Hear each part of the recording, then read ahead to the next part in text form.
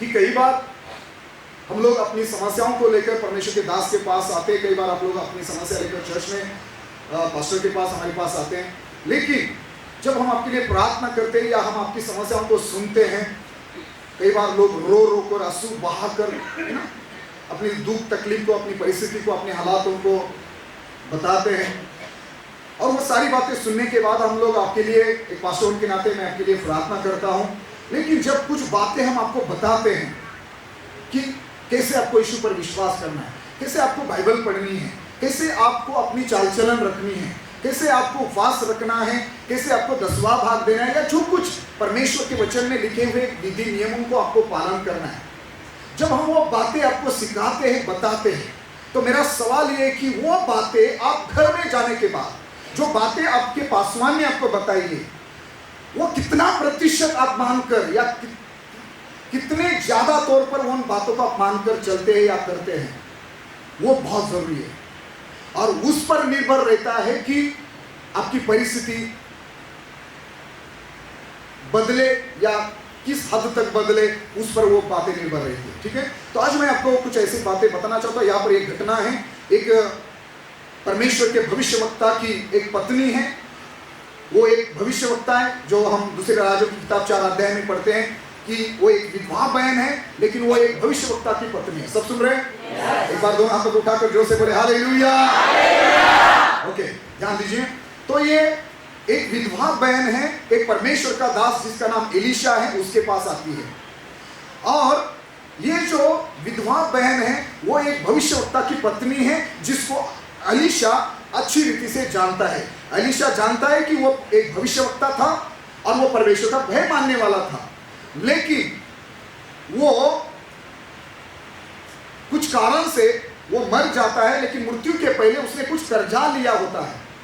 तो जिस व्यक्ति से उसने कर्जा लिया था, वो व्यक्ति उस भविष्यवक्ता के मरने के बाद उसके घर आता है और उसकी पत्नी को बोलता है कि जो कुछ कर्जा तेरे पति ने लिया था, उस कर्जा को चुका दे, नहीं तो फिर उस कर्जे के बदले, अगर तू कर्जा नहीं चुका सकती, तो उस कर्जे के बदले, उस पैसे के बदले मैं तेरे 2 पुत्रों को, मैं तेरे 2 बेटे, जो तेरे 2 बेटे हैं, मैं उनको लेकर जाऊंगा अपने दास बनाकर रखने के लिए।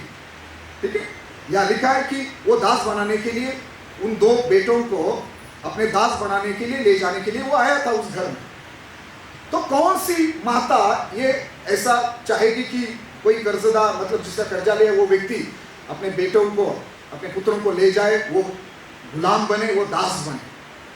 तो वो परिस्थिति जो घर में निर्माण हुई है कि उसने अपने पति को खोया है, अभी दोनों बेटों को भी खोने की बारी, या वो ऐसा माहौल घर में पैदा हुआ है कि अभी वो शायद वो दोनों जो बेटे हैं उनके, शायद वो भी उनके हाथ से जाने वाले हैं। तो ऐसे हालात में, ऐसी दुख भरी परिस्थिति में ये जो विधवा बहन है वो परमेश्वर के दास एलीशा के पास आती है और अपनी सारी परिस्थिति एलीशा को बताती है। और फिर वो सारी बातें सुनने के बाद एलीशा उसको एक सवाल करता है कि तेरे घर में क्या है, मैं तेरे लिए क्या कर सकता हूँ, तेरे घर में क्या है। तो वो बहन बताती कि मेरे घर में कुछ भी नहीं है, सिर्फ एक घड़ा तेल है। ठीक है, क्या बोलती है वो बहन? एक हंडी तेल है, उसको छोड़कर मेरे घर में वो बोल रही है कि कुछ भी नहीं। तो अभी ध्यान से सुनना। फिर हम 3 वचन पर आते हैं कि वो कहता है कि फिर अभी घर जा, और घर जाने के बाद तू क्या कर, बाहर जाकर, यानी कि अपने पड़ोसियों के पास जाकर खाली बर्तन को मांग कर ले आ। जितने खाली बर्तन तू लेकर आ सकती है लेकर आ। ठीक है, और क्या करना है कि जब तू सारे बर्तनों को जमा करे अपने पड़ोसियों के पास से, तो अपने बेटों समेत अपने घर में जा और द्वार बंद करके उन बर्तनों में वो तेल डाल दे जो तेरे पास जो हंडी है ना, उसमें से वो तेल हर एक खाली बर्तन में डाल दे। और फिर क्या हो जाएगा, जिस बर्तन में तू तेल डालेगी वो बर्तन चमत्कारी रीति से, यानी कि वो हर एक बर्तन अपने आप भर जाएगा। एलीशा भविष्यवक्ता है, वो भविष्यवाणी कर रहा है। सब सुन रहे? तो वो बोल रहा है कि वो हर एक बर्तन भर जाएगा। और फिर वो कहता है कि जब वो बर्तन भर जाए उसे बाजू में रख देना। ठीक है, उसने जब बोला कि इस प्रकार जो बर्तन भर जाए उसे अलग रखना, तो फिर वहां से वो चली जाती है और उस जो परमेश्वर के दास ने बताया है उसके मुताबिक वो सब करती हैं। और जैसे उसने वो किया, बराबर वही बातें उसके घर में हुई। हर बर्तन में जब वो हर एक बर्तन में वो तेल डालती गई, वो बर्तन भरता गया, उस बर्तन को वो बाजू में रखती गई। और एक ऐसा समय आया कि वो अपने बेटों को बोलती कि और एक बर्तन मुझे दो। तो उसके बेटे कहते कि नहीं, अभी कोई बर्तन नहीं बचा। और लिखा है अगले वचन में, 6 वचन में, तब तेल रुक गया। जब बर्तन खत्म हो गए तब तेल बढ़ना रुक गया। इसका मतलब अगर और बर्तन होते तो तेल बढ़ना नहीं रुकता। बराबर?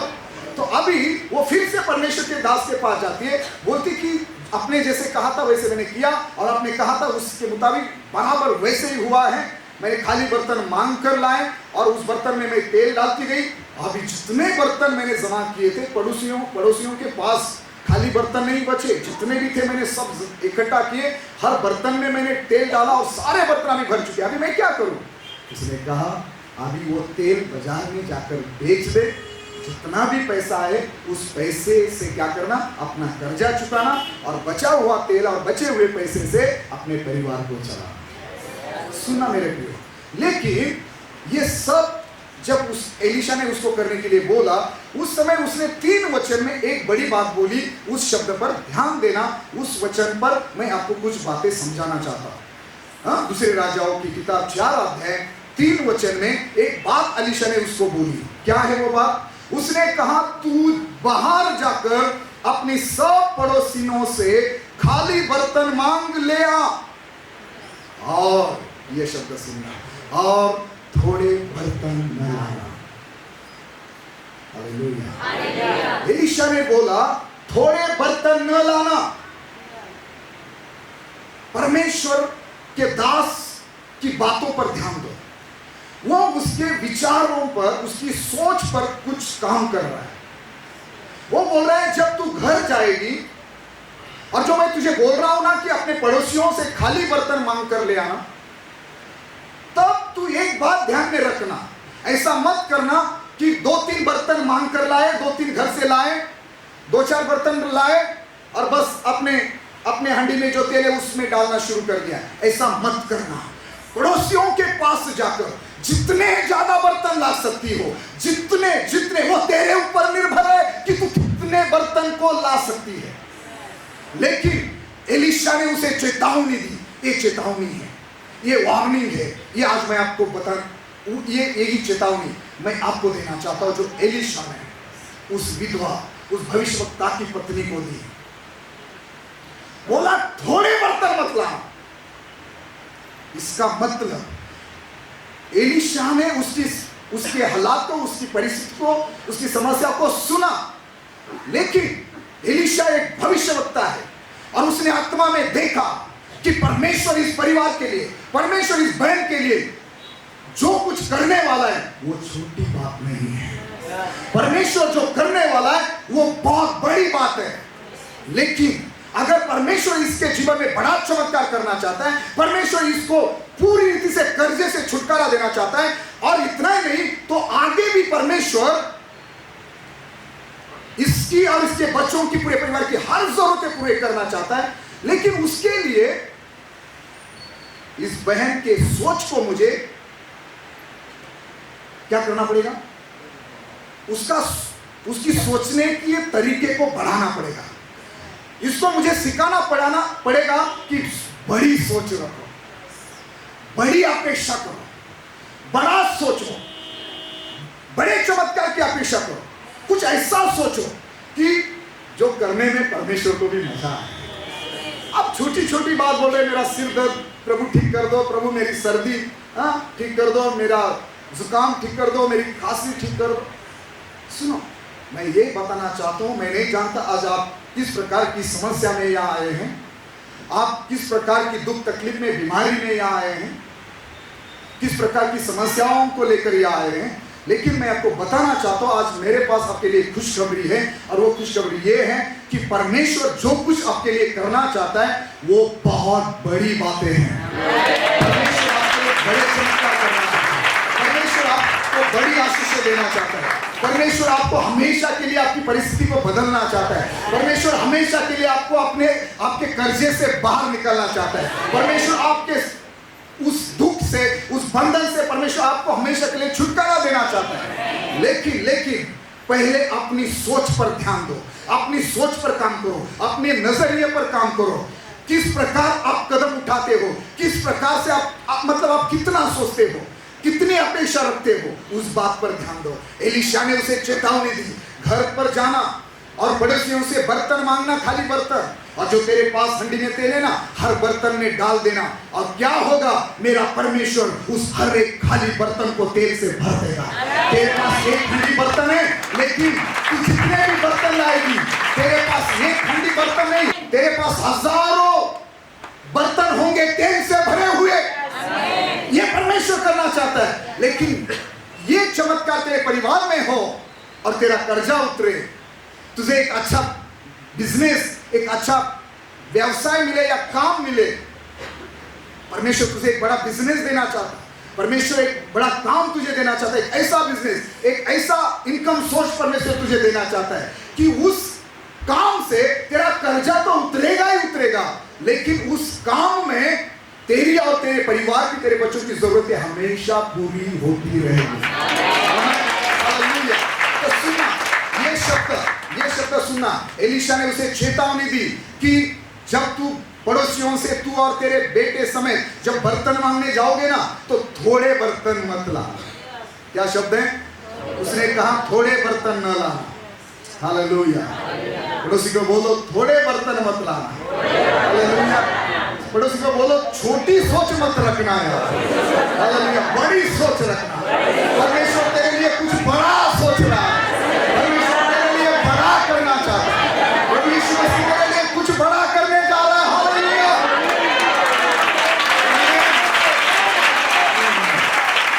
कोई सुन रहा? सुनना, आपकी सोच, आपकी सोच और आपका क्रिया करना। आप ठीक है, मेरे पास आए, चर्च में आए, कलीसिया में आए, आपने अपनी समस्या बताई, लेकिन घर जाने के बाद आपको जो करना है ना, उस पर ध्यान दो। आप यहां जो कर रहे, नाच रहे, कूद रहे, गा रहे, बजा रहे, इंस्ट्रूमेंट बजा रहे, गा रहे, अच्छा, परमेश्वर की महिमा करे, बिल्कुल सही है, बहुत अच्छा, लेकिन ये एक दिन का हो गया, संडे का ठीक है, सोमवार को क्या, मंगलवार को क्या, बुधवार को क्या, गुरुवार, शुक्रवार, शनिवार, अगले संडे तक आप क्या करते हो? सब सुन रहे हैं? सब सुन रहे हैं? एक बार दोनों हाथों को जोर से ऊपर उठाकर बोलो हालेलुया। पड़ोसी को बिल्कुल सोने मत दो, ठीक है? बिल्कुल सोने, ध्यान रखना कि पड़ोसी सुन रहे हैं। हम चाहते हैं सब लोग आशीष पाए। हालेलुया। पानी को दाखरस में बदलने वाला परमेश्वर मेरा यीशु आज यहाँ है। हालेलुया। इसने कहा मैं तेरा दुख खुशी में बदल दूंगा। सुनो, उस विधवा को परमेश्वर के दास ने चेतावनी दी, थोड़े बर्तन मत ला, थोड़े बर्तन मत ला, प्लीज। ये अच्छा है कि आप यहाँ आते हो, प्लीज सुनो पवित्र आत्मा क्या सिखाना चाहता है। आप यहाँ आते हो, रोते हो, मैं जानता हूँ आपके बच्चे परेशानी में हैं, आपके बच्चों का जीवन खतरे में है, मैं जानता हूँ, परमेश्वर जानता है आप कर्जे में हैं, परमेश्वर जानता है शायद आप विधवा है, अनाथ है, अकेले है, कमजोर है, किसी का साथ नहीं आपको, ठीक है, मैं जानता हूं, परमेश्वर जानता है आपके हालात को, लेकिन अगर सचमुच आप चाहते कि आपकी परिस्थिति बदले, हाँ, और आप चर्च में आए, आप यीशु पर विश्वास करते हैं, तो प्लीज ध्यान से सुनिए। आपको जो वचन सिखाया जाता है, जो बातें सिखाई जाती हैं, उस पर ध्यान दो, उस पर काम करो। एक संडे यहाँ आकर आराधना करने से, एक गुरुवार को, एक शुक्रवार को, एक सभा में आकर यहाँ आराधना करने से काम नहीं चलेगा। आपको कुछ सूचनाओं को, कुछ विधि नियमों को, कुछ बातों को पूरी रीति से उन बातों को फॉलो करना है, उसका अनुसरण करना है, उसका अनुसरण करना है। सब सुन रहे हैं? yes. थोड़े बर्तन मत ला, ठीक है? परमेश्वर के एक दास हमेशा बताते हैं, एक बड़े दास परमेश्वर का, हमने सुना होगा कि तुम लोग, तुम्हारी बीमारी क्या है? तुम्हें कैंसर है और तुम गोली कौन सी खा रहे? पैरासिटामोल। कैंसर ठीक होगा? तो तुम्हारी बीमारी जितनी बड़ी है, उतनी बड़ी पावर की दवा भी आपको खानी पड़ेगी। उतनी बड़ी ट्रीटमेंट आपको लेनी पड़ेगी। आपकी समस्या अगर बड़ी है, आपके परिवार में इतनी बड़े हादसे हो रहे, इतनी बड़ी समस्या, इतनी बड़ी बीमारी आपके शरीर में है, और आप 1 मिनट दुआ करोगे, 2 मिनट दुआ करोगे, महीने में कभी तो चर्च में आओगे, शैतान रात दिन धोकर आपके पीछे पड़ा है आपको बर्बाद करने के लिए, और आप रात को 8-9 बजे सोते हो, सुबह 8-9 बजे उठते हो, 12-12 घंटा आप सोते हो, कैसे आपकी परिस्थिति बन गई? सुनो, एलीशा ने कहा थोड़े बर्तन मत लाना। मैं आज आपको यीशु के नाम से कहता हूँ, चल सुनो, थोड़ी प्रार्थना मत करना, थोड़ा बाइबल मत पढ़ना, 8-8, 12-12, 16-16 घंटे खुद के लिए, परिवार के लिए काम करना, और परमेश्वर की उपस्थिति में कितना समय देते हो? बस थोड़ा समय, 10-15 मिनट, आधा घंटा, थोड़ा समय आराधना मत करना, थोड़ी सी प्रार्थना मत करना, सप्ताह में सिर्फ या महीने में सिर्फ 1-2 उपवास मत करना, थोड़ी सी ऑफरिंग मत देना, पूरा 10वां भाग देना जितना है ना, ठीक है? 1 रुपया भी पीछे मत छोड़ो, छोटी छोटी बातों में ईमानदार रहो, ठीक है? क्या बोल रहा है परमेश्वर का दास? थोड़े बर्तन मत ला। इसका मतलब परमेश्वर का दास उसे बता रहा है, तू जितने बर्तन को लाएगी, जितने खाली बर्तन को लाएगी, परमेश्वर हर एक बर्तन को भरेगा। जितने बर्तन तेरे पास तू खाली बर्तन ले आएगी, परमेश्वर हर बर्तन को भरेगा, और उतने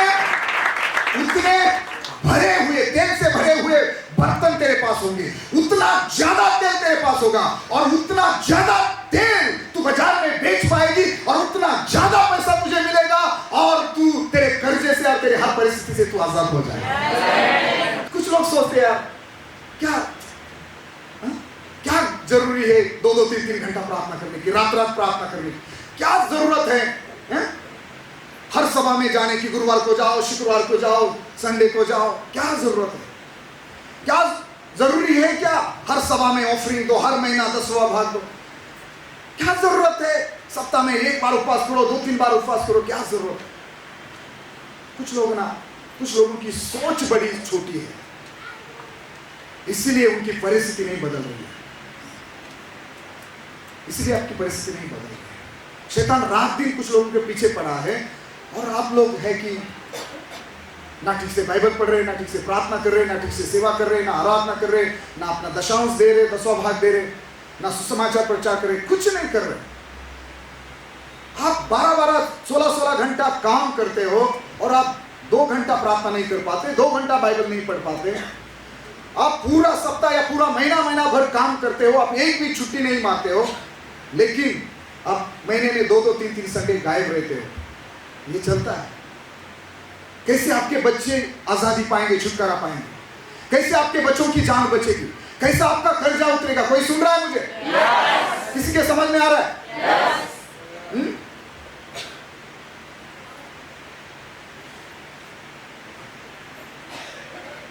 सुन रहे आप लोग? yes. कैसे आपका कर्जा उतरेगा? आपकी परिस्थिति कैसे बदलेगी? ठीक है, आप विधवा हैं, या आप अनाथ हैं, या आप अकेले हैं, लेकिन परमेश्वर आपके जीवन में कुछ बड़ा करना चाहता है। परमेश्वर आपको अच्छा बिजनेस देना चाहता है, परमेश्वर आपको अच्छी नौकरी देना चाहता है, लेकिन जो आपको सिखाया जाता है, जो परमेश्वर के दास, जो मैं आपको बताता हूं, आप लोग नहीं करते। आज भी 95 या 99% लोग, आज भी 99% लोग आज भी चर्च के 10वां भाग नहीं देते। आज भी कलीसिया के 99% लोग उपवास नहीं करते। आज भी कलीसिया में कितने प्रतिशत में बोलो लोगों ने अपना जीवन समर्पित नहीं किया? कितने लोगों ने पिछले संडे प्रॉमिस किया था कि मैं पानी का बपतिस्मा लूंगा, अपने नाम दिए, अब तैयार है पानी का बपतिस्मा लेने के लिए? क्यों आप पानी का बपतिस्मा लेने के लिए तैयार नहीं? क्या और भी पाप में थोड़ा दिन जीना चाहते हो और थोड़ा मजा करना चाहते हो? क्यों समर्पण नहीं करना चाहते? छोड़ दो वो सारी बात। या और कुछ दिन व्यभिचार करना चाहते हो, और कुछ दिन शराब पीना चाहते हो, और कुछ दिन संसार में मजा करना चाहते हो? अपना जीवन समर्पित कर दो प्रभु। क्यों आप सारी, मतलब क्यों आपकी सोच छोटी है? आप क्यों जो भी कुछ कर रहे हैं, क्यों नहीं आप ज्यादा प्रार्थना कर रहे हैं?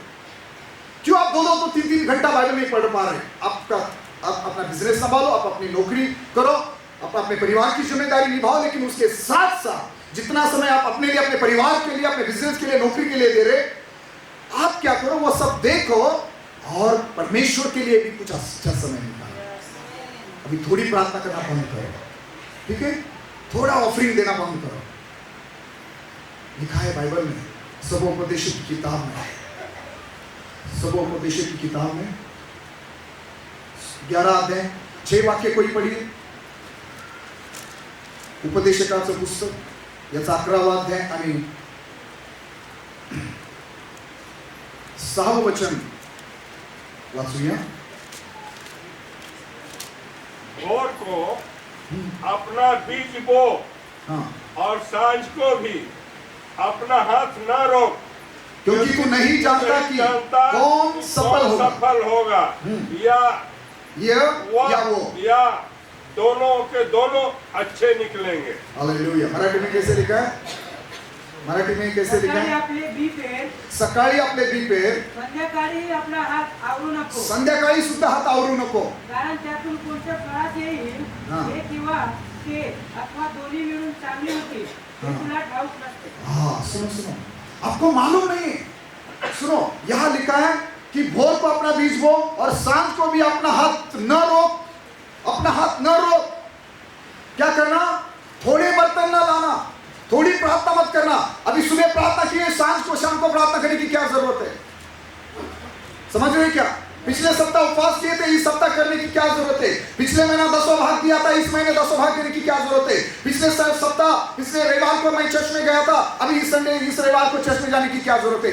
ऐसी सोच मत रखना। आपको मालूम है, शायद सुबह की प्रार्थना या शायद शाम की प्रार्थना, शायद सुबह आप जब चर्च में थे या शायद शाम को आप चर्च में थे, मालूम नहीं कौन सी सभा में परमेश्वर आपके जीवन को छुएगा, कौन सी सभा में या कौन सी प्रार्थना में आपके जीवन में परमेश्वर का आत्मा काम करेगा, या शायद दोनों सभाओं में, शायद हर संडे, शायद हर सभा में परमेश्वर काम करेगा, आपको मालूम नहीं है।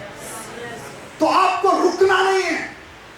जितने अवसर मिलते हैं, जितने मौके मिलते हैं, परमेश्वर के भवन में आओ, आराधना करो। हर दिन जब समय मिलता है बाइबल पढ़ो, चाहे बस में हो, ऑफिस में हो, जब समय मिलता है। किसी को दिखावा करने की जरूरत नहीं, लेकिन जहां कहीं मौका मिलता है, समय है बाइबल पढ़ना शुरू करो। समय है अंदर के अंदर मन में अन्य भाषा बोलना शुरू करो, स्तुति करना शुरू करो। यहां वहां फालतू की बातें करने से अच्छा, हंसी मजाक उड़ाने से अच्छा, अन्य भाषा में बोलते रहो, स्तुति करते रहो। चाहे बैठ कर करो, चाहे उठ कर करो, चाहे चलते फिरते करो, बस में हो, ऑफिस में हो, कंपनी में हो, लाइन में, असेंबली, जो कुछ आप काम करते हो वहां पर खड़े हो, स्तुति करते रहो। यहाँ वहां की फालतू बातें करने से अच्छा अन्य भाषा में बोलो, मन ही मन में परमेश्वर के स्तुति के गीत गाओ। ये करते रहो। आपको वो समय मालूम नहीं है कि कौन से समय परमेश्वर की सामर्थ आपके जीवन में काम करेगी, कब परमेश्वर का आत्मा आपको छुएगा, कौन सी प्रार्थना की परमेश्वर सुनेगा। सुबह की प्रार्थना या शाम की प्रार्थना, इस संडे की या अगले संडे की। हो सकता है आज परमेश्वर कुछ लोगों को आशीष देना चाहता था, लेकिन आज वो यहाँ नहीं है। शायद कुछ लोगों की प्रार्थना आज परमेश्वर सुनना चाहता था, लेकिन आज वो यहाँ नहीं है। क्या करेगा परमेश्वर? जो 40 दिन में आपको जो देश मिलने वाला था, शायद उसको 40 साल लग सकते हैं। समझ रहे क्या? सबोपदेशक इस किताब को लिखने वाला एक बड़ा बुद्धिमान व्यक्ति जिसका नाम सुलेमान है, और वो कहता है भोर को अपना बीज बो और सांझ को भी अपना हाथ न रो, अपना हाथ न रो, अपना हाथ ना रो। ज्यादा बर्तन लाना, थोड़े बर्तन मत लाना, थोड़ी प्रार्थना मत करना, थोड़ी आराधना मत करना, थोड़ा समय प्रभु की उपस्थिति में मत बिताना। जितना ज्यादा कर सकते हो करो, सुबह करो, शाम को करो, भोर को करो, आधी रात को परमेश्वर की आराधना करो, प्रार्थना करो। चाहे पौल सिलास की तरह आप जेल में क्यों ना हो, आपके शरीर में जख्म क्यों ना हो, आपके शरीर पर वस्त्र हो या ना हो, आपका हृदय आनंदित हो या दुखी हो, चाहे आप जहां कहीं हो, जिस किसी हालात में हो, जो कुछ कर सकते हो, प्रार्थना कर सकते हो करो, स्तुति करते हो कर सकते हो करो, अन्य भाषा में बोल सकते हो बोलो, बाइबल पढ़ सकते हो पढ़ो, जितना उपवास कर सकते हो वो करो। और मैं यीशु के नाम से आपको कहता हूं, आप जितना ज्यादा बर्तन लाएंगे, जितना ज्यादा खाली बर्तन आप लाओगे, थोड़े बर्तन मत लाना, जितना ज्यादा बर्तन आप इकट्ठा करोगे, उतना ज्यादा तेल आपके लिए बढ़ेगा, उतना ज्यादा परमेश्वर आपके जीवन में काम करेगा। हालेलुया। थोड़े बर्तन मत ला। क्यों लोगों की परिस्थिति नहीं बदल रही है? क्यों? पौलुस ने सिखाया, पहला दूसरा कुरिन्थियों 9:6 में, यहां पर हमने सपोपदेशक में पढ़ा कि अपना हाथ मत रोकना। क्या लिखा है यहां? अपना हाथ ना रोक, बीच भोर को भी मौका मिले तो बोझ दे, सांझ को भी बो दे, हाथ मत रोकना। उसी प्रकार पौलुस सिखाता है दूसरा कुरिन्थियों 9:6 में। कोई पढ़े दूसरा कुरिन्थियों 9:6 में प्रेरित पौलुस सिखाता है, परंतु बात यह है, जो थोड़ा बोता है हाँ वह थोड़ा काटेगा, हाँ, और जो बहुत बोता है वह बहुत काटेगा। ज्यादा एक्सप्लेन करने की जरूरत नहीं है, सीधा सीधा वचन हमें सिखा रहा है। सीधे सीधा यहां पर जो बातें बोली है वो ध्यान से सुना। लिखा है, परंतु बात यह है, जो थोड़ा बोता है वो थोड़ा काटेगा भी। क्या लिखा है? वो थोड़ा काटेगा भी। जो हाथ राखुन पेर तो त्याग समानानी काटनी करे। आप क्या कर रहे हैं? थोड़ा बोते हो, जितना बोते हो उतना ही काट रहे हैं। पड़ोसी को बोलो, थोड़ा मत बोलना, थोड़ा बर्तन ना लाना। आप सुन रहे हैं? यस। क्या लिखा है? जो थोड़ा बोता है वो थोड़ा ही काटेगा। समझ रहे क्या? क्यों आप थोड़ा बोल रहे हैं? ये सवाल है। क्या बोला है? आपके ऊपर है। आप बोल रहे मेरी परिस्थिति नहीं बदल रही है, आप बोल रहे मेरे पास पैसा नहीं आ रहा है, आप बोल रहे मेरा कर्जा नहीं उतर रहा है, आप बोल रहे मेरे बच्चों को मैं नहीं बचा पा रहा हूं। क्यों? आपकी प्रार्थना का लाइफ देखो, आपका प्रार्थना जीवन देखो, आप कितना समय बाइबल पढ़ते हो वो देखो, कितना आप समय आप चर्च में उपस्थित रहते हो, कितना पैसा आप परमेश्वर की सेवकाई के लिए देते हो, आप कितना सुसमाचार प्रचार करते हो, कितनी सेवकाई कर रहे, कितना पवित्र जीवन जी रहे हैं। क्या करें? आपकी परिस्थिति क्यों नहीं बदल रही? देखो, आप मेरे पास आए, आप रो रो कर आंसू बहाकर आपकी परिस्थिति मुझे बताएं, मैंने आपके जीवन पर भविष्यवाणी की या मैंने आपको कुछ बातें बताई, मैंने आपके लिए प्रार्थना की। लेकिन घर जाने के बाद अगर आप प्रार्थना नहीं करोगे, आप बाइबल नहीं पढ़ोगे, आप विश्वास का जीवन नहीं जियोगे, जो परमेश्वर चाहता है वो नहीं करोगे, तो आपकी परिस्थिति, आप जितना चाहते हो उतनी आपकी परिस्थिति नहीं बदलेगी। या स्पष्ट पौल सिखाता है, जो थोड़ा बोता है वो थोड़ा काटेगा। भाई 10 रुपया दिया ना तूने, तू 10 रुपया पाने के योग्य है। भाई तूने 10,000 दिया ना तो तू 10,000 पाने के योग्य है। तूने 10 लाख दिया ना तो परमेश्वर चाहता है कि तू 10 लाख और ज्यादा पाए। तूने ज्यादा बोया ना तो तू ज्यादा प्राप्त करने के योग्य है। हालेलुया। जो बहुत बोता है वो बहुत काटेगा। हालेलुया। जो थोड़ा बोता है वो थोड़ा काटेगा। तो आप तय करना, मैं नहीं बताऊंगा, प्लीज आप तय करना कि आपको थोड़ा बाइबल पढ़ना है, थोड़ी प्रार्थना करनी है, थोड़ा उपवास करना है, थोड़ी आराधना करनी है, थोड़ी सी सेवकाई करनी है, थोड़ा सा जीवन प्रभु के साथ जीना है, बाकी संसार में जीना है, वो आप तय करो। फिर मुझे मत बोलना कि पास्टर मैं मेरे बच्चों को बचा नहीं पाया, मेरी परिस्थिति नहीं बदल रही, मेरा कर्जा नहीं उतर रहा है, मेरे बच्चों के शादी के मार्ग नहीं खुल रहे। कितना प्रार्थना कर रहे हैं, आधी रात को उठकर प्रार्थना कर रहे हैं, भोर को उठकर प्रार्थना कर रहे हैं, कभी परिवार में मिलकर नाइट प्रार्थना की, रात की प्रार्थना की, कभी पूरे परिवार में मिलकर अपनी समस्या लेकर उपवास प्रार्थना के साथ परमेश्वर के सामने बैठे, कभी छुट्टी डालकर 3 दिन का उपवास रखा, कभी छुट्टी डालकर पूरा दिन भर या पूरा 2-3 दिन अपने आप को कमरे में बंद रखकर, घर में बंद रखकर केवल स्तुति आराधना करना, प्रार्थना करना, बाइबल पढ़ना, ऐसा कभी किया? और आप बोल रहे हैं मुझे परमेश्वर ने बहुत आशीष देना चाहिए। सुन रहे क्या? 10 रुपया देकर 10,000 मांग रहे हो। समझ में आ रहा है? मैं आपको निराश कर रहा हूं, मैं आपको उत्साहित कर रहा हूं कि आप ज्यादा प्रार्थना करो, आप ज्यादा उपवास करो, आप ज्यादा प्रभु के साथ समय बिताएं। हालेलुया। आप रात दिन परमेश्वर की उपस्थिति में समय बिताएं, घंटों घंटा बाइबल पढ़ने वाला व्यक्ति बने। मैं यहाँ कलीसिया में, मैं ये नहीं चाहता कि आप कलीसिया के मेंबर बने, मैं चाहता हूं इस कलीसिया का हर एक व्यक्ति यीशु का चेला बनकर जिए। फसल बहुत है, काम करने वाले थोड़े हैं। परमेश्वर जो करने जा रहा है हमारी कलीसिया के लिए, हमारे लिए, आप विश्वास नहीं करोगे। परमेश्वर के मन में हमारे लिए जो योजनाएं हैं, जो बातें हैं, वो थोड़ी नहीं है। परमेश्वर हमारे लिए बहुत बड़ी बातें सोच रहा है। परमेश्वर आपके लिए, आपके बच्चों के लिए बहुत बड़ी योजना परमेश्वर ने बनाई है। परमेश्वर आपको बहुत बड़ी आशीष देना चाहता है, लेकिन आप क्या कर रहे हैं? एलीशा ने चेतावनी दी, थोड़े बर्तन मत लाना। अगर परमेश्वर ज्यादा बड़ा चमत्कार करना चाहता है तो परमेश्वर, सुनो ये वाक्य सुनो, परमेश्वर बड़ा चमत्कार करे, अगर ऐसा आप चाहते हैं तो परमेश्वर बड़ा चमत्कार करे, उसके लिए बड़ी जगह बनाओ, है ना? क्या करना? थोड़े बर्तन ना लाओ। मैं एक बात आपको समझाऊं, परमेश्वर आपके लिए कैसे काम करता है। एक दिन यीशु मसीह लाजर के कब्र पर गए, याद है आपको? मत्ती 11 अध्याय में हम वो घटना को पढ़ते हैं। सुनो, सब लोगों के कान यहाँ पर हो, सब लोग सामने देखो, ठीक है? सब लोग सामने देखो, सुन रहे हैं? यीशु मसीह लाजर के कब्र पर गए।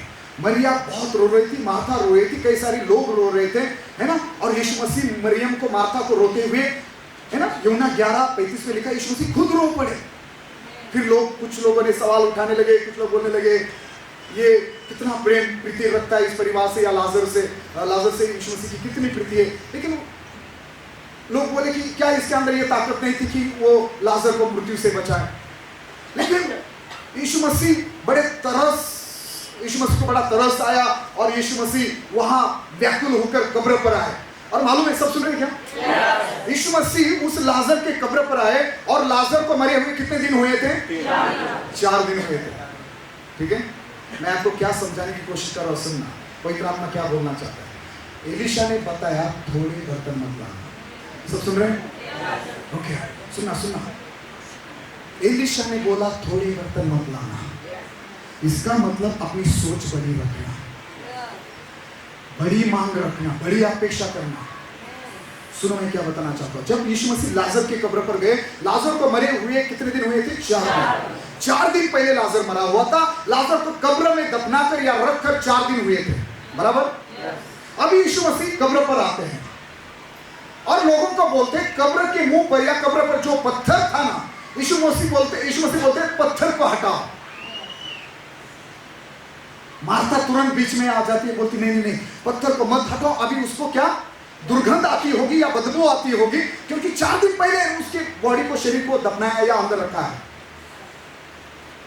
यीशु मसीह ने बोला कि मैंने तुझे क्या बोला था कि अगर तू विश्वास करोगी तो परमेश्वर की महिमा को देखोगी, है ना? यीशु मसीह बोला पत्थर हटाओ। क्यों बोल रहा है यीशु मसीह पत्थर हटाओ? कोई सुनो प्लीज। यीशु मसीह क्यों बोल रहा है पत्थर हटाओ? यीशु मसीह क्या करना चाहता है? लाजर को जीवित करना चाहता है, बराबर है ना? पत्थर हटाने के पीछे यीशु का मकसद क्या है? यीशु मसीह लाजर को जीवित करना चाहता है। आगे पूरी कहानी, घटना हम पढ़ते हैं तो यीशु मसीह ने लाजर को जीवित किया। तो यीशु मसीह लाजर को जीवित करने के लिए, यीशु मसीह लाजर को जीवित करना चाहता है, इसलिए यीशु मसीह बोल रहा है कब्र से पत्थर हटाओ। अभी मेरा सवाल यीशु मसीह से है, मैं बोल रहा हूं कि प्रभु तू खुद क्यों नहीं पत्थर हटा रहा? तू इन लोगों को क्यों बोल रहा है पत्थर हटाओ? इनके अंदर तो विश्वास भी नहीं है ना? तो तू खुद क्यों पत्थर नहीं हटा रहा? तू लाजर को जीवित करना चाहता है ना, तो तू खुद क्यों पत्थर नहीं हटा रहा?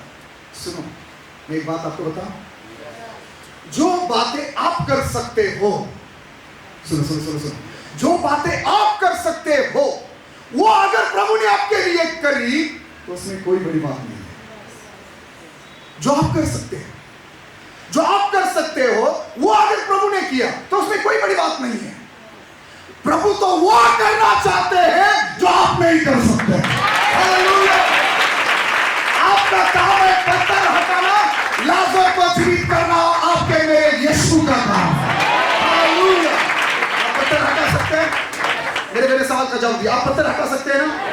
यस। आप लाजर को जीवित कर सकते हैं? नहीं। बराबर है? आप लाजर को जीवित कर सकते हैं? नहीं ना? तो जो आप कर सकते हैं वो आप करो, और जो आप नहीं कर सकते हैं वो प्रभु यीशु को करने दो।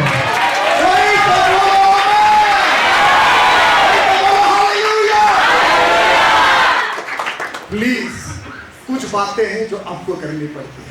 प्रभु चमत्कार करने के लिए तैयार है, प्रभु आपकी परिस्थिति बदलने के लिए तैयार है। आपका मरा हुआ लाजर वो कितने दिन पहले या साल पहले क्यों ना मरा हुआ हो, मतलब कितने साल की भी आपकी बीमारी या परिस्थिति क्यों ना हो, प्रभु आपके हालातों को, परिस्थिति को बदलना चाहता है। लेकिन प्रभु चाहता है कि आप भी कुछ करें।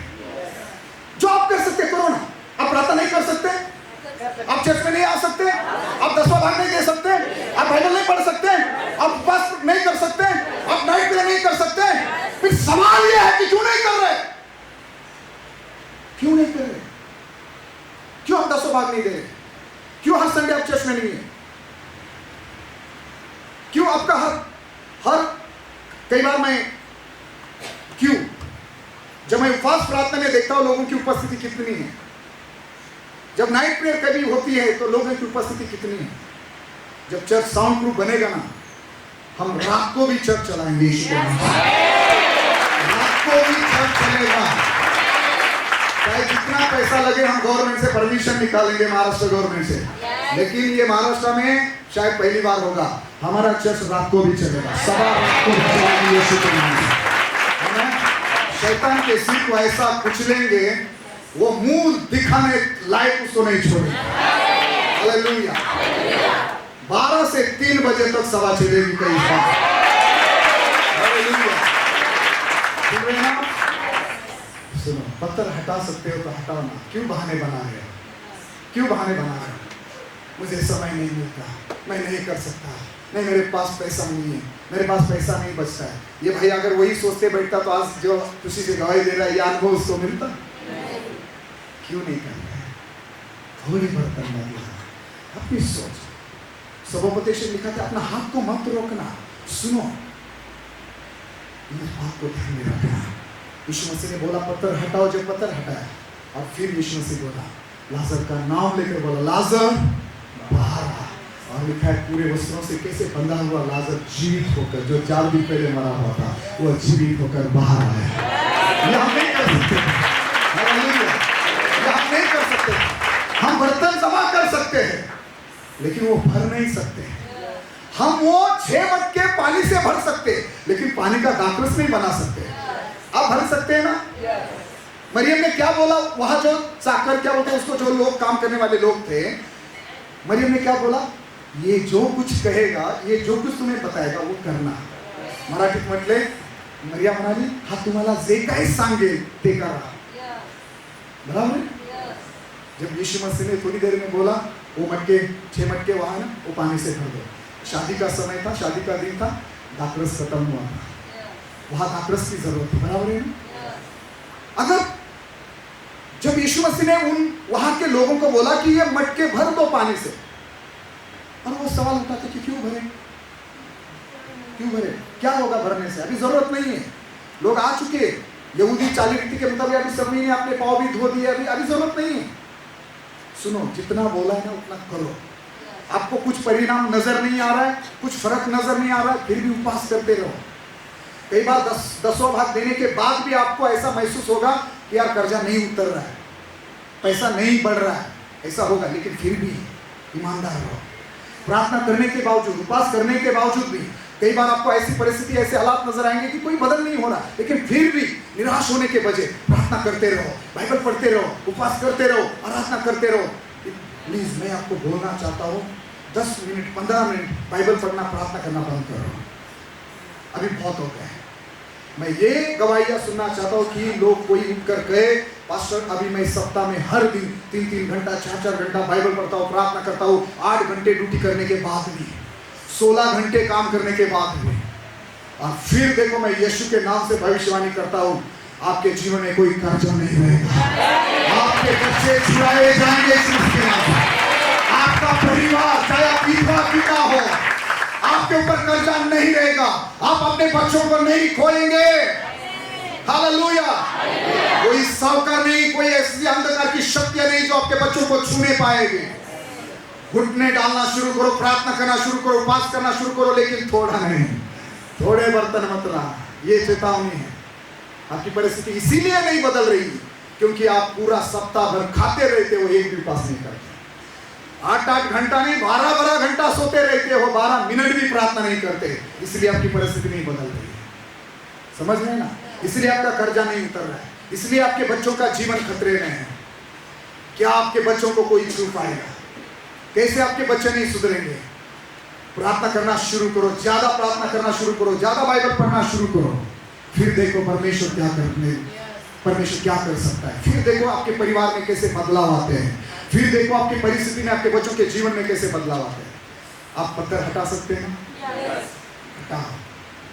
आप लाजर को नहीं जीवित कर सकते, पत्थर हटा सकते हैं? आप पत्थर हटाओ, लाजर को जीवित करना यीशु का काम है। हालेलुया। एक दिन एक राजा, मैंने बताया एक गुरुवार कुछ लोग नहीं थे तो मैं सिर्फ ऊपर थोड़ा सा बताता। एक दिन एक राजा, इस्राएल का राजा जिसका नाम यहोआश था, वो एलीशा नामक परमेश्वर के दास के पास आता है। देखो कहाँ हमने गलती की, सुनो हमने कहाँ गलती की है। अपन कुठे चुकलो ते पहा। सुनो वो पढ़ते हैं हम एक वचन, दूसरे राजाओं की किताब 13 अध्याय 18 और 19 को ही पढ़िए। दूसरे राजाओं की किताब 13 अध्याय और उसका 18 और 19 को ही पढ़िए। देखो यहाँ लिखा है, फिर उसने कहा तीरों को ले, और जब उसने उन्हें लिया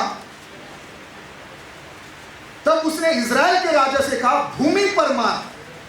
तब वो 3 बार मारकर ठहर गया। कोई सुन रहा है? इससे परमेश्वर के जन ने उस पर क्रोधित होकर कहा तुझे तो 5-6 बार मारना चाहिए था।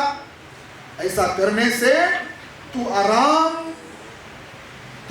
को यहां तक मारता कि उनका अंत कर डालता, परंतु अब तू उन्हें 3 ही बार मारेगा। सुन रहे हैं? कोई सुन रहा है? एक राजा परमेश्वर के दास के पास आता है जिसका नाम एलीशा है, और उसकी ओर देखकर रोता है। क्यों रो रहा है? क्योंकि 13 अध्याय के 7 वचन में लिखा है, ये जो आराम के राजा है ना यहोआश, इसकी सेना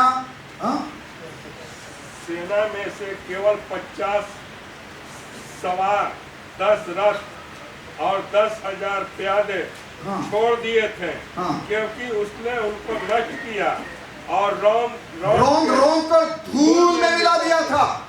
इस्राएल के राजा यहोआश की सेना को, देश को पूरा बर्बाद कर दिया था अरामी राजा ने। तो हालात इतने खराब थे, और एलीशा भी बुजुर्ग हुआ था, बूढ़ा हो चुका था, मरने पर था। तो एलीशा के सामने आकर राजा रो रहा है। तो राजा को मालूम है ये क्यों रो रहा है। सुन रहे हैं आप? वो क्यों रो रहा है? तो चलो कहानी छोटी करके बताता हूं घटना। राजा ने पहले बोला खिड़की खोल और एक तीर छोड़ दे, ये परमेश्वर की ओर से तेरे लिए एक चिन्ह है कि परमेश्वर तुझे आरामियों पर हमेशा के लिए जय देगा, तुझे आरामियों से छुड़ाएगा, तेरी परिस्थिति से तुझे छुड़ाएगा, तुझी परिस्थिति हमेशा के लिए बदलेगी। और फिर उसके बाद बोला वापिस तीर उठा ले। तीर समझते ना? धनुष्यबाण। बोला तीर वापिस उठा ले। चलो तीर उठा ले, और बोला अभी जमीन पर मार दे। ये क्रिया ध्यान में रखना। बोला जमीन पर तीर मार दे। अगर खिड़की से छोड़ा हुआ पहला तीर एक चिन्ह था, तो राजा ने थोड़ा दिमाग चलाना चाहिए था ना, कि आप एलीशा बोल रहे हैं जमीन पर तीर चलाना, मतलब ये तीर भी मेरे लिए कुछ चिन्ह है। उसने क्या करना चाहिए था? राजा ने, परमेश्वर के दास ने बोला था 3 बारी तीर चलाओ, 3 बारी जमीन पर मारो। सवाल ये है, यहोआश राजा 3 बार तीर मारकर क्यों रुक गया? क्यों रुक गया? उसने सिर्फ 3 बार तीर मारा जमीन पर और रुक गया। अगले वचन में लिखा है, परमेश्वर का दास जो एलीशा है वो क्रोधित हुआ। बोला कैसा आदमी है तू, कितना दर्शन छोटा है तुम्हारा, कितनी सोच छोटी है तेरी। गुस्सा होकर बोला तू क्यों ज्यादा बार तीर नहीं चलाया? 3 बार तीर मारकर क्यों रुक गया? कितना आलसी आदमी है, कितना कामचोर आदमी है तू, कितने बहाने बनाने वाला आदमी है तू। क्यों मेहनत नहीं करता? क्यों बड़ा नहीं सोचता? क्यों तेरे सपने, तेरे दर्शन बड़े नहीं? क्यों परमेश्वर के दास आपके ऊपर गुस्सा होते मालूम है? आपको बड़ी जय चाहिए, आपको बड़ी आशीष चाहिए, बड़ा चमत्कार चाहिए, और तुम्हारा प्रार्थना करना कितना है? उस राजा की तरह 3 बार तीर चलाकर रुक जाना। थोड़ा सा करते हो, थोड़े बर्तन जमा करते हो, बस रुक गए। थोड़ी सी प्रार्थना करते हो, थोड़ा सा एक बार उपवास करते हो, बाद में क्या चल रहा है? सुनो, एक क्रोधित हुआ, बोला, क्रोधित होकर बोल रहा है तूने क्या करना चाहिए था, 5-6 बार तुझे क्या करना चाहिए था, जमीन पर तीर चलाना चाहिए था, मारना चाहिए था। अभी सुन, तू सिर्फ तेरे शत्रु को, अरामियों को सिर्फ 3 बार हरा पाएगा। अगर 5-6 बार मतलब ज्यादा, थोड़े बर्तन नहीं, ज्यादा बर्तन लाता ना तो ज्यादा तेल मिलता, और ज्यादा तेल मिलता तो तेल बेचकर ज्यादा पैसा मिलता। उसी प्रकार ज्यादा तीर चलाता तो ज्यादा नहीं, पूरा तुझे पूरी की पूरी जय मिल जाती। तो हमेशा के लिए तेरी परिस्थिति पर जय पाता, तू अरामियों पर, शत्रु पर जय पाता। लेकिन अभी नहीं, तेरे 3 बार तीर चलाकर रुकने का अंजाम दे का भी तू अभी ज्यादा, तुझे 100% विजय नहीं मिलेगा। अभी तू सिर्फ 3 बार तेरे शत्रु अरामी राजाओं को हरा पाएगा। और सुनो, आगे लिखा है 19 वचन में, आगे 25 वचन में लिखा है कि उसका परिणाम क्या हुआ। जब यहोआश के पुत्र यहोआश ने हजाएल के पुत्र बेन-हदाद के हाथ से वे नगर फिर लिए, जिन्हें उसने युद्ध करके उसके पिता यहोआश के हाथ से छीन लिया था, यहोआश ने उसको 3 बार जीतकर इस्राएल के नगर फिर ले लिए। कितना बार जीत प्राप्त की? 3 बार। ये पूरी जीत थी क्या? 3 बार तीर चलाया था तो जीत कितनी बार मिली? 3 बार। ज्यादा तीर चलाता तो हमेशा के लिए एक क्या, विजय का, एक जीत का, एक जीता हुआ जीवन जीता हो, एक हमेशा की जय प्राप्त करता हो। लेकिन उसका 3 बार तीर चलाकर रुकने का, ठहरने का अंजाम क्या हुआ? उसको सिर्फ 3 बार जय मिली। और एक वचन पढ़ना, वहां लिखा है, वहां 22 वचन में देखो, यहोआश के जीवन भर अराम का राजा हजाएल इस्राएल पर अंधेर ही करता रहा। सुनो, जीवन भर, सुन रहे आप लोग? जीवन भर ये 3 बार तीर चलाने का परिणाम ये हुआ कि जीवन भर ये समस्या से उसे उलझना पड़ा। मतलब क्या? झुंझना पड़ा। ये समस्या जीवन भर रही, खत्म नहीं हुई। अरामी सेना से इस राजा को जीवन भर तकलीफ सहन करनी पड़ी। समझ में आया बात? क्या किया उसने? क्यों परमेश्वर का दास गुस्सा होता है मालूम है? आप प्रार्थना नहीं करते, आप बपतिस्मा नहीं ले रहे, आप 10वां भाग नहीं दे रहे, आप उपवास नहीं कर रहे, आप पाप नहीं छोड़ रहे, और फिर बोलते पास्टर गुस्सा हो जाए, आप बात नहीं मानते। समझ रहे हैं क्यों पास्टर गुस्सा होता है? अलीशा गुस्सा हुआ, क्या बोलोगे इसके बारे में? बोलो ना। अलीशा गुस्सा हुआ किसके लिए? उस गुस्से के पीछे किसका फायदा था? अलीशा का फायदा था? अलीशा का क्रोधित होना उसके फायदे के लिए था कि यहोआश के फायदे के लिए? यहोआश के फायदे के लिए ना। पर क्यों अहंकारी, क्यों घमंडी बनते हैं? समझ रहे हैं? कुछ लोगों को डांट बिल्कुल पसंद नहीं है। आपने कभी पिता की डांट खाई है ना, मम्मी की डांट खाई है ना, तो क्या किया? घर छोड़ दिया, माँ बाप को छोड़ दिया, बाप को बाप कहना बंद कर दिया, माँ को माँ कहना बंद कर दिया। तो पास्टर की डांट पड़ने से पास्टर को पास्टर कहना शर्म आती है, माफी मांगना शर्म आती है। क्यों एलीशा क्रोधित हुआ? कुछ कारण था ना, उसमें उसका कुछ फायदा था क्या? वो अपने बारे में सोच रहा था क्या? इसलिए बाइबल में लिखा है, हिंदी में कैसे लिखा है नहीं मालूम, आज्ञा यज्ञ बलि से ज्यादा क्या है बढ़कर? आज्ञाओं को मानना है। यज्ञापेक्षा आज्ञा पालन बढ़। सुन रहे? हिंदी में किसको मालूम है वचन? शमूएल की किताब में लिखा है, यज्ञापेक्षा वचन को मानना या आज्ञा को मानना अच्छा है ना। कोई बाइबल पढ़ता है भाई? हाँ? सुन रहे?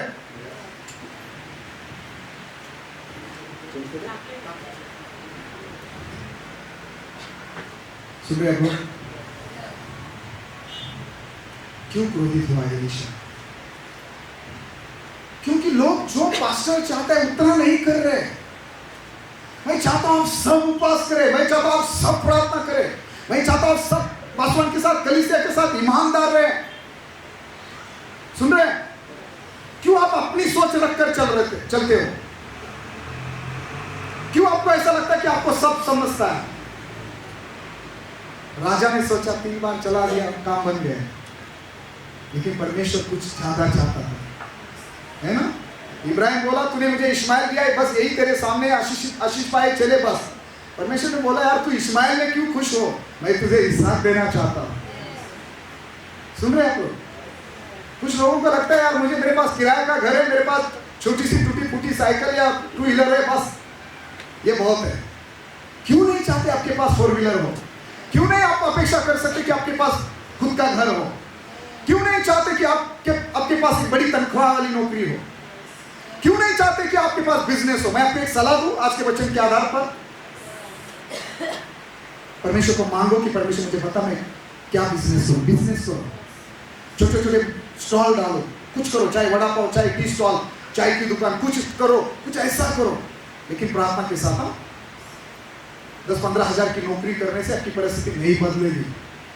उस स्त्री का कर्जा कभी ना उतारता, उसको एलीशा ये बिजनेस ना देता था, बराबर है? ये बिजनेस उसका आगे भी चलता रहा।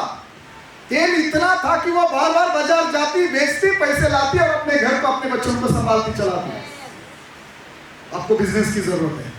मैं चाहता हूं हमारी कलीसिया, हमारी ये भविष्यवाणी है कि कलीसिया में कई लोग जो है बिजनेस करने वाले होंगे। आपको बिजनेस करना है, ठीक है? 10-15 हजार की नौकरी में आनंदित मत रहो। समझ गए क्यों? एलीशा क्यों क्रोधित हुआ? मैं बोल रहा था परमेश्वर उसको पूरी रीति से जय देना चाहता है, और उसने 3 बार तीर चलाकर रोक लिया, और उसका परिणाम यह हुआ उसकी समस्या जीवन भर रही। जीत मिली तो मिली, कितनी बार मिली? जितना बार तीर चलाया था उतनी बार। इसलिए पौलुस ने क्या सिखाया? जो थोड़ा बोता है वो थोड़ा काटेगा, जो ज्यादा बोता है वो ज्यादा काटेगा। तो थोड़ा बर्तन लाओगे या ज्यादा? थोड़ी प्रार्थना करोगे या ज्यादा? थोड़ा बाइबल पढ़ोगे या ज्यादा? 10वां भाग आधा दोगे या पूरा? यीशु मसीह ने एक बात बोली, 2-3 वचन पढ़कर मैं खत्म करता हूँ। यीशु मसीह ने एक बात बोली, एक बड़ा अच्छा शब्द मैं आपको सुनाना चाहता हूँ। यीशु मसीह ने एक बात बोली, क्या मालूम है? पढ़ना कोई उस वचन को? मत्ती 7:2 पढ़ना। मत्ती 7:2, 1-2-3 वचन हम पढ़ते हैं। मत्ती 7:2 में, मत्ती 7 अध्याय उसका, क्योंकि जिस प्रकार तुम दोष लगाते हो, हाँ, उसी प्रकार तुम पर भी दोष लगाया जाएगा। ओके, और जिस नाप से तुम नापते हो, हाँ, उसी नाप से तुम्हारे लिए नापा जाएगा। हाँ, जिस नाप से तुम नापते हो उसी नाप से तुम्हारे लिए भी नापा जाएगा। जो लेके बोलो घर जा और अपना नाप क्या कर, जांच कर, छोटा है या बड़ा। काय करायचंय? घरी जाऊन आपलं ते भांडे आहे ना, ते माप आहे ना, ते तपास किस नाप से नापते हो, बराबर है? चलो छोड़ो, मैं आपको बोल रहा हूँ, पड़ोसी को बोला अच्छा लगता है, दूसरे को सिखाना बहुत अच्छा लगता है, खुद को बोलो, है ना? घर जाकर अपना नाप है ना, उसकी जांच करो, वो छोटा है या बड़ा है, कौन से नाप से माप रहे। घर जाके थोड़ा शांत बैठो और सोचो, यार पास्टर ने सचमुच जो बोला यार, पिछले सप्ताह थोड़ा सोचो जरा बैठकर, सोमवार को कितना देर प्रार्थना किया, पिछले महीना दशम दिया क्या, दिया तो पूरा दिया क्या, थोड़ा सोचो, आपका नाप देखो, आप कितना देर प्रार्थना करते हो, कितना देर बाइबल पढ़ते हो। समझ रहा है मैं क्या बोल रहा हूँ? घड़ी टाइम देखकर बाइबल पढ़ना शुरू करो, ठीक है? टाइम देखकर, घड़ी देखकर प्रार्थना में बैठ जाओ, बीच में इसमें घड़ी मत देखना। जब प्रार्थना खत्म हो जाए घड़ी देखना, फिर पता चलेगा आपने कितनी देर दुआ की। आपको ऐसा लगेगा मैं सारी रात प्रभु के पास बैठा हूं, लेकिन घड़ी देखने के बाद पता चला अभी तो 10 मिनट हुए। यह हमारी परिस्थिति, अवस्था है, समझ रहे क्या? इसलिए क्या करो, थोड़ा सा कुछ चेंज कर दो। अभी घड़ी थोड़ा दिन के लिए इस्तेमाल करो, बाद में घड़ी की जरूरत नहीं पड़ेगी। आप प्रार्थना में बैठेंगे, पता नहीं चलेगा कब सूरज निकल गया, कब भोर हो गए, सुने, कब 4 घंटे हो गए, कब 7 घंटे हो गए। बाइबल पढ़ना शुरू करोगे, इतना खो जाओगे उसके अंदर, पता भी नहीं चलेगा कब आपने पूरा मत्ती मार्क लूका पढ़ दिया। 4 किताब पढ़ दोगे एक ही बार में। आज 4 अध्याय पढ़ नहीं पा रहे, मैं भविष्यवाणी करता हूं आने वाले समय में आप एक बार बैठोगे और चार चार नहीं, उससे ज्यादा किताबें पढ़ोगे। आमीन, हालेलुया। वही बात है, कौन सा माप इस्तेमाल करें? माप भी ना, नाप, माप ना, तो कौन सा माप इस्तेमाल करें उसको जांच है। ब्रदर ने सिस्टर का माप मत देखना, पत्नी ने पति का, घर जाके बोले, पत्नी को बोले हाँ आज कैसा बराबर बोला ना पास में ब्रदर है। आपकी पत्नी अगर आपको बोलेगी हाँ सुना ना आज, ये है तुम्हारा प्रॉब्लम, या ऐसा मत करो। हाँ? घर जाकर अपनी पति की कमियां मत निकालो, घर जाकर आप अपनी पत्नी की कमियां मत निकालो, ठीक है? आप अपना देखो, या सचमुच मैं कितना थोड़ा प्रार्थना करता हूँ, मैं कितना थोड़ा। कुछ लोग मालूम है उनके पीछे वो इतने बिजी है, वो कितना बाइबल पढ़ते हैं मालूम है? दीवार पर जो मैंने कैलेंडर दिया है ना, आज कितना तारीख है, वो उसी तारीख का वचन पढ़ते हैं, प्रार्थना करते हैं और काम को चले जाते हैं। वाह क्या ब्रदर का जीवन है ना? बराबर है? कैसे ज्यादा मिलेगा? जितना बोएगा, जितना आपने बोया उतना ही काटोगे, बराबर है? प्लीज, एलीशा ने चेतावनी दी, ये मजाक वाली बात नहीं। उसके बच्चों का जीवन, उसके बच्चों का भविष्य खतरे में था। वो हमेशा के लिए दास बनने वाले थे। ये माँ, ये विधवा, ये एक सेविका, एक भविष्यवक्ता की पत्नी होने के बावजूद वो हमेशा के लिए अपने बच्चों को खोने वाली थी। लेकिन उसने जो परमेश्वर के दास ने बोला वो किया, और उसके बच्चे उसको खोना नहीं पड़े। हमें वो कर्जे से आजाद हो गई, उसके बच्चे बच गए, उसके बच्चे दास होने से बच गए। आमीन। आपका परिवार भी परमेश्वर बचाने वाला है, आपके बच्चे भी बचाने जा रहा है परमेश्वर, आपका कर्जा भी परमेश्वर उतारने जा रहा है। हालेलुया। आप विधवा क्यों ना हो, परमेश्वर आपकी जरूरतें पूरा करने जा रहा है। हालेलुया। परमेश्वर आपके लिए, परमेश्वर ने इंतजाम करके रखा है, लेकिन थोड़े बर्तन ना लाना। हालेलुया। सोच छोटी मत रखना, हमारा परमेश्वर बहुत बड़ा है। थोड़ा ज्यादा मांग लिया तो वो कुड़कुड़ाएगा नहीं। हालेलुया, समझ रहे हैं? अरे हमारा परमेश्वर राजाओं का राजा, प्रभुओं का प्रभु है। स्वर्ग उसका सिंहासन और धरती उसके पांव की चौकी है, पृथ्वी उसके पांव की चौकी है। थोड़ा ज्यादा मांग लिया तो नाराज नहीं होगा, होगा?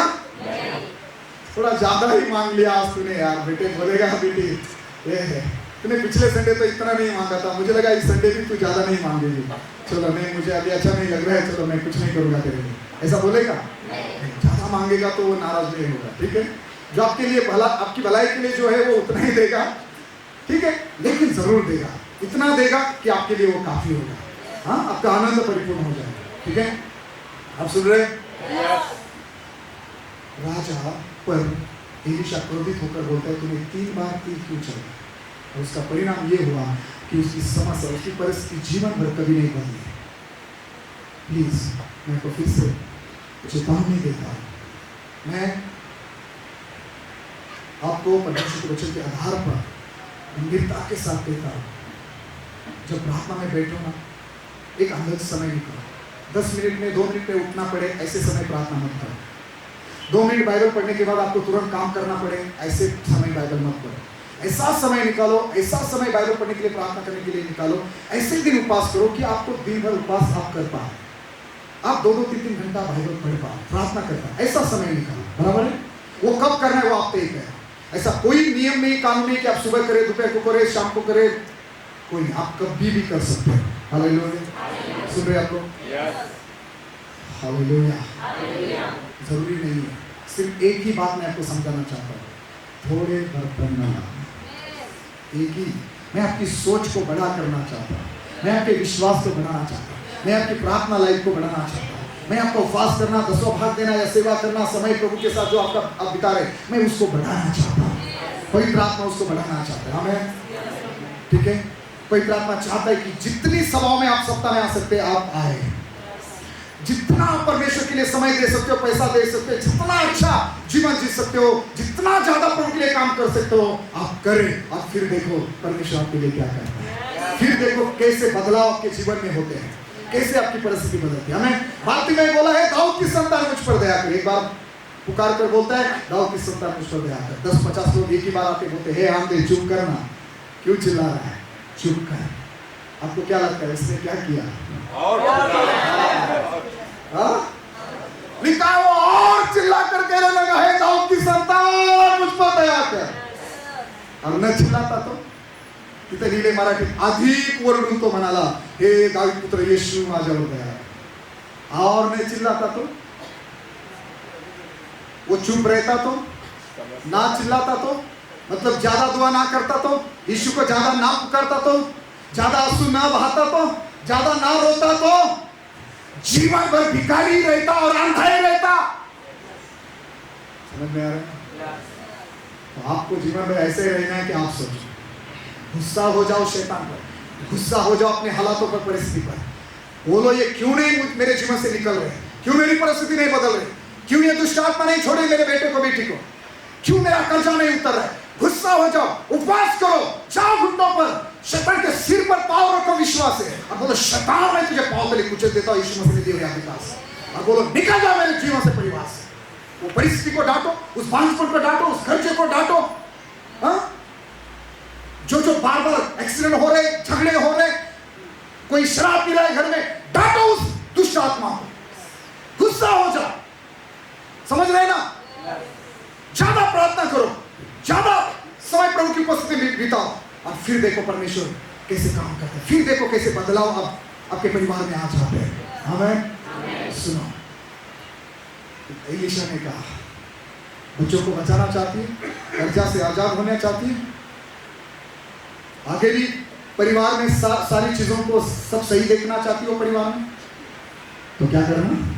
थोड़े बर्तन न लाना, ऐसा मत करना। ठीक है, मेरे पास आई, आपकी सारी समस्या आपने मुझे बताई, मैंने भी सुनी, और मैं जानता हूँ परमेश्वर तेरे लिए क्या करना चाहता है। कोई सुन रहा है मुझे?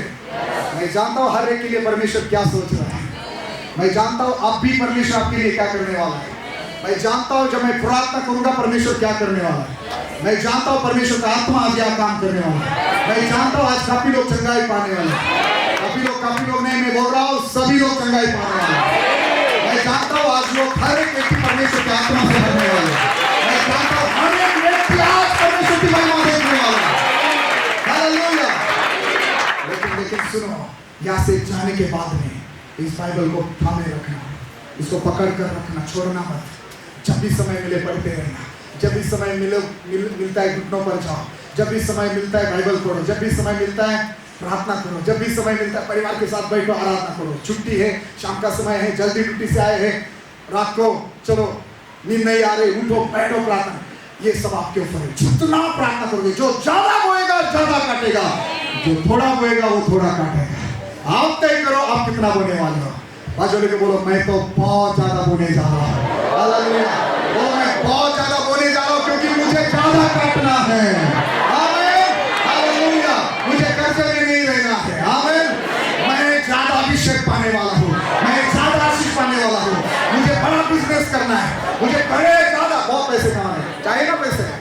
हाँ, तो कुछ लोग बोलेंगे यार ये क्या प्रचार कर रहा है, चाहिए पैसे ना, तो ज्यादा पैसे दो। हालेलुया।